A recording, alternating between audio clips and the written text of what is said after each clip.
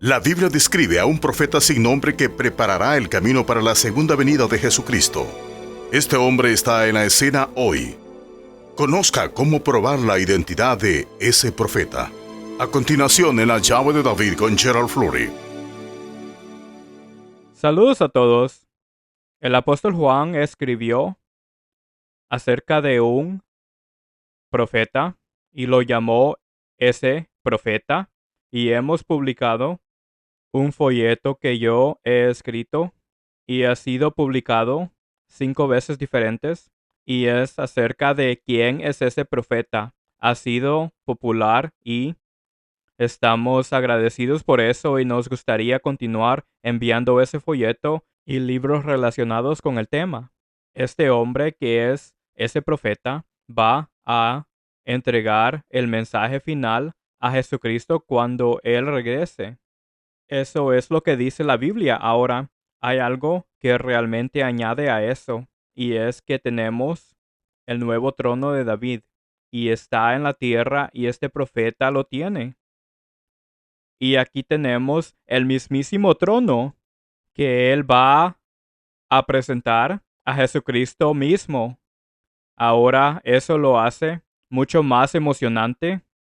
Y si usted es parte de las primicias, aquellos llamados y hacen la obra de Dios antes de la segunda venida, van a compartir ese trono con Jesucristo. Y cuando leemos sobre eso y estudiamos sobre eso, sentimos como, bueno, esto es como un sueño. Es como un sueño que tenemos, pero no es un sueño y es realidad. Y tenemos un nuevo folleto, el nuevo trono de David, que se los explicará.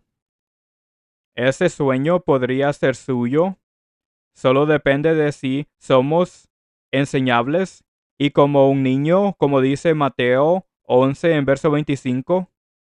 Si tienen ese tipo de humildad, Dios bien podría querer ponerles en ese grupo de primicias. Así que tenemos que ser urgentes porque el tiempo se acaba. El tiempo es corto. Incluso Satanás, el diablo, lo sabe. En Apocalipsis 12, en verso 12, nos lo dice. Nosotros también deberíamos saberlo. Déjenme leerles de Juan 1 en verso 19. Dice aquí: este es el testimonio de Juan, Juan el Bautista, cuando los judíos enviaron de Jerusalén sacerdotes y levitas para que le preguntasen: ¿tú quién eres? Confesó y no negó, sino confesó: yo no soy el Cristo. Y le preguntaron: ¿qué pues? ¿Eres tú Elías? Dijo: no soy. Y luego le dijeron: ¿eres tú el profeta? Y respondió: no, este es Juan el Bautista hablando ahora. Y él dijo: no, no soy ninguno de esos. Por supuesto, él preparó el camino para la primera venida de Cristo, pero aquí tenemos algo que es todo sobre Jesucristo y Elías y ese profeta y la segunda venida de Cristo. Así que no podían entender quién era este hombre, pero sabían algo sobre ese profeta. Incluso preguntaron: bueno, ¿eres tú? Estos judíos sabían que existía ese profeta, que iba a ser el último en entrar en escena justo antes de que el Mesías viniera a la tierra con poder. Ven, cuando los judíos lo vieron la primera vez, por supuesto, ellos entienden una sola venida, esa poderosa venida del Mesías, pero él vino en una mula y eso no era lo que ellos buscaban porque ellos querían libertad de los romanos. Ellos querían ser libres. Si miran Malaquías 4, versos 5 y 6, habla que ese Elías, ese tipo, él es llamado Elías hoy, viene justo antes de la gran tribulación y el día del Señor. Todo lo cual dura 3 años y medio. Así que cuando los judíos preguntaron por ese profeta, alguien además de Elías, lo pusieron después de la obra de Elías. y así es en este tiempo final. El verso 25 de Juan 1, y le preguntaron y le dijeron, ¿por qué pues bautizas si tú no eres el Cristo, ni Elías, ni el profeta? ¿Qué estás haciendo aquí bautizando a la gente si no eres uno de esos individuos? Bueno, ellos no sabían mucho acerca de Juan el Bautista, pero sí sabían acerca de ese profeta, porque él va a estar aquí para realmente presentar a Jesucristo a esta tierra en la segunda venida. Así que ese profeta es una persona específica y todo esto me fue revelado primero en 2001, hace mucho tiempo, más de 2 décadas. Y aquí tenemos estas profecías del Antiguo Testamento y del Nuevo Testamento y tienen varias profecías en el Antiguo Testamento y del Nuevo Testamento y hablan de ese profeta. ¿Quién es él? ¿Quién es este hombre? Se menciona varias veces. Ahora necesitamos ser como los de Berea, que cuando algo como esto surge, ellos eran más nobles, dijo Pablo, porque eran más diligentes para probar lo que era o no la verdad de Dios. Querían probarla o refutarla.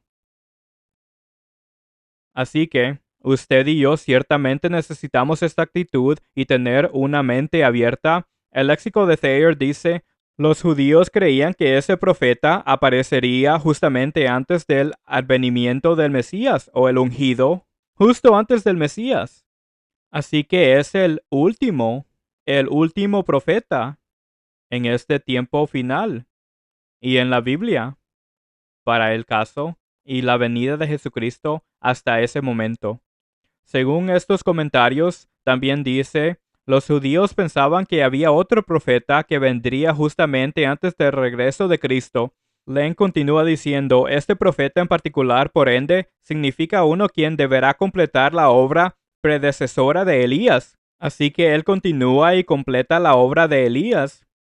Y ambas obras en este tiempo final, Elías y ese profeta, nos dicen que esto es lo que sucede. Tenemos la obra de Elías y luego la era laodicena que viene después de la era de Filadelfia. Y ellos se han vuelto tibios y entonces esa obra simplemente se vino abajo y algo tenía que hacerse. Así que Dios trajo a ese profeta a la escena y él entregó este mensaje final acerca del regreso de Jesucristo a la tierra. Los judíos esperaban y aún esperan que ese profeta venga antes de Cristo. Todavía lo creen hoy. Y es bíblico. Eso va a suceder antes de que llegue el Mesías. Va a suceder. Y ya ha sucedido y está en proceso. Así que Herbert W. Armstrong murió en 1986. Él fue el Elías del tiempo del fin y pueden comprobarlo. Él restauró todas las cosas espiritualmente. Así que tenemos que saber algo sobre este hombre. Si él era tan poderoso e hizo tanto de la obra de Dios. Él restauró todas las cosas. Y así él hizo una gran obra. Y entonces cuando él murió, su propia iglesia se hizo tibia y 95% de ellos simplemente se alejaron de eso. Así que pueden ver por qué Dios dijo, bien, necesitamos levantar esa obra de nuevo y hacer lo que dice allí en Mateo 17 en versos 10 y 11, donde Dios dijo que restauraría todas las cosas. Todas las cosas. En los versos 22 y 23 de Juan 1, esto es lo que dice. Le dijeron, pues ¿quién eres para que demos respuesta a los que nos enviaron? ¿Qué dices de ti mismo? Dijo, yo soy la voz de uno que clama en el desierto, la voz. Bueno, esa era la voz en aquel tiempo, Juan el Bautista, preparando el camino para la primera venida de Jesucristo. Pero aquí, si tienen una obra arruinada, entonces, ¿qué van a hacer? Bueno, Dios lo dice muy claramente en Apocalipsis 10 en verso 11. Veamos eso. Apocalipsis 10 en verso 11 y aquí está lo que dice. Y él me dijo, es necesario que profetices otra vez. Ven, bueno, ¿por qué profetizar otra vez? Bueno, porque la obra de Elías o la obra de Herbert W. Armstrong fue rechazada y se apartaron de ella el 95% del pueblo de Dios. Y entonces Dios dice, bueno, tú, ese profeta, debes profetizar otra vez. Tienes que hacerlo otra vez. Mi obra tiene que estar siempre allí. Nunca debe fallar. Y entonces esto es lo que ellos hacían. Tenían que profetizar otra vez. Y dice en el verso 11 de Apocalipsis 10, y él me dijo, es necesario que profetices otra vez sobre muchos pueblos, naciones, lenguas y reyes.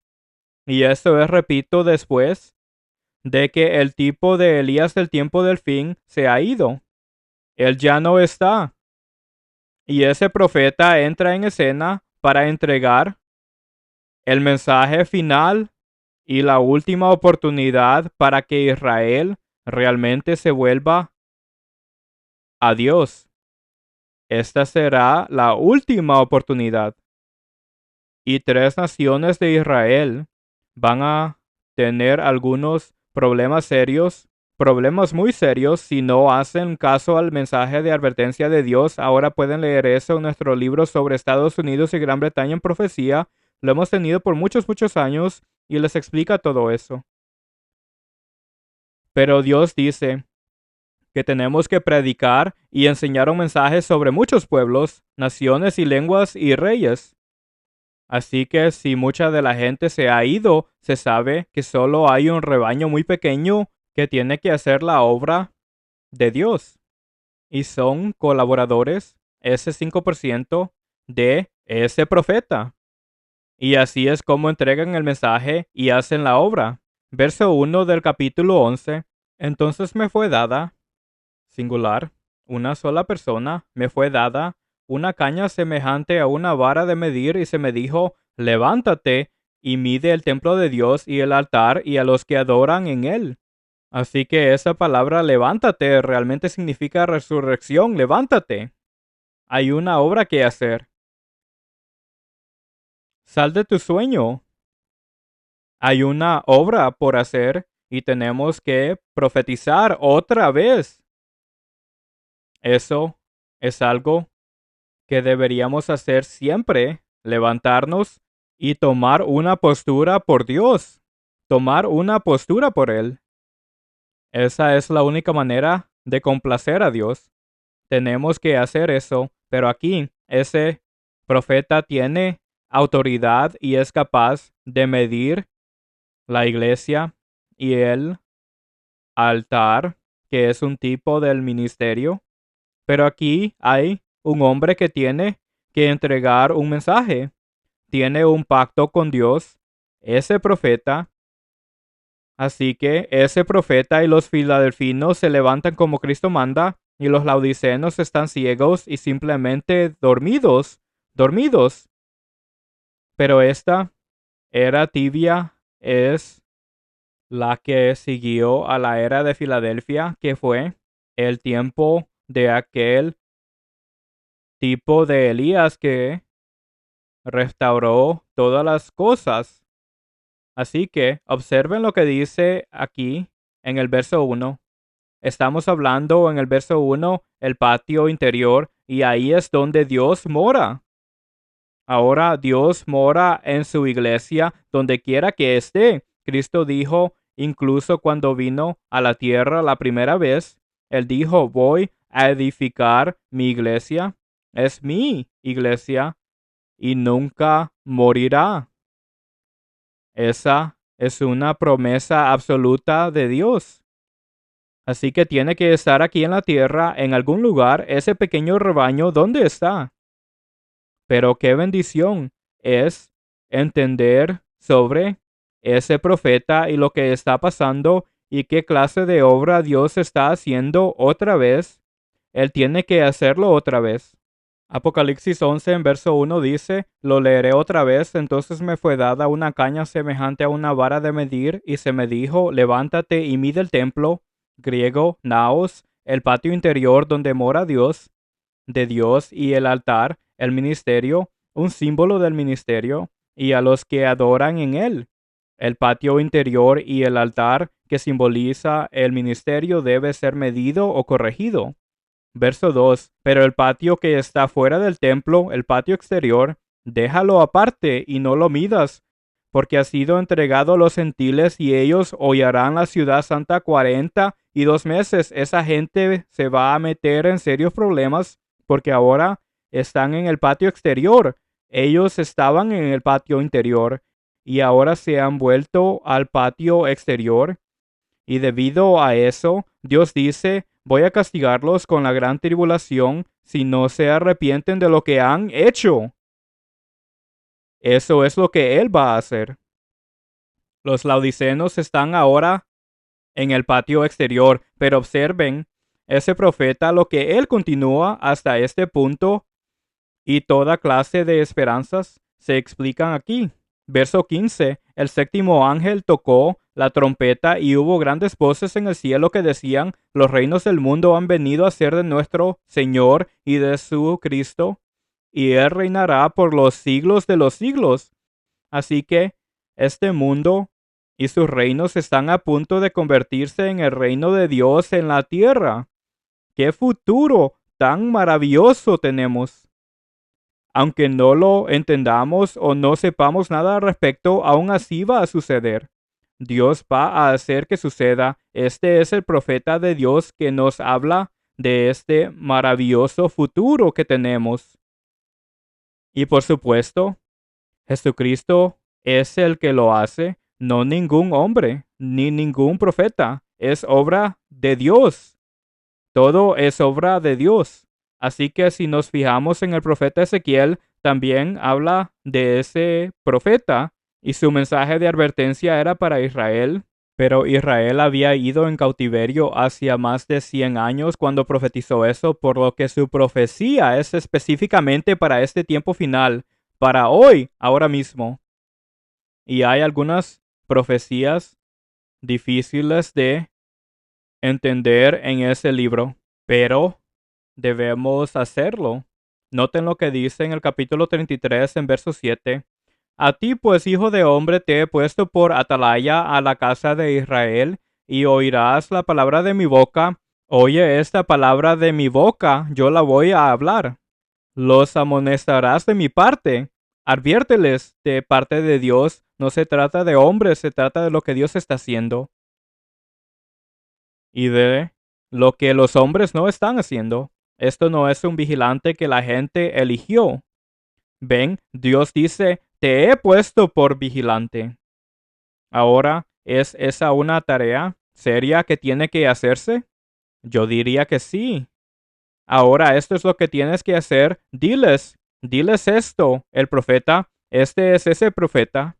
Diles porque no dice quién es este hombre. Bueno, él es ese profeta. Si leen el contexto, pueden verlo. Vivo yo, dice el Eterno, el Señor, que no quiero la muerte del impío, sino que se vuelva el impío de su camino y que viva. Volveos, volveos de vuestros malos caminos, porque moriréis, oh casa de Israel. Dios no quiere vernos morir. Él no quiere ver la muerte de las naciones, pero eso es de lo que Él está hablando. ¿Es esa la única manera en que Él puede llamar su atención? La mayoría de las veces es así. Esa es la naturaleza humana.